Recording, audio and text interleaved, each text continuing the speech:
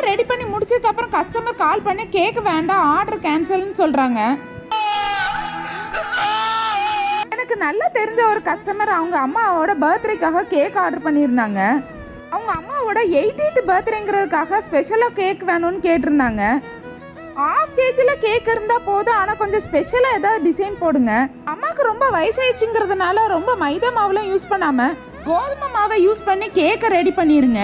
Sugar சிரப்லாம் ரொம்ப அதிகமாக use பண்ண வேண்டாம், அதுக்கு பதிலாக ஹனியை ஆட் பண்ணிக்கோங்கன்னு நிறைய கஸ்டமைசேஷன் சொல்லியிருந்தாங்க.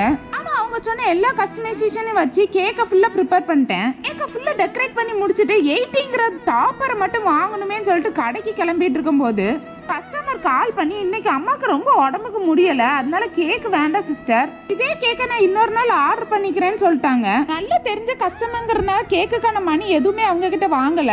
கேன்சல் ஆன கேக்கை கட் பண்ணி பக்கத்து வீட்டில் எல்லாருக்கும் டிஸ்ட்ரிபியூட் பண்ணிட்டேன்.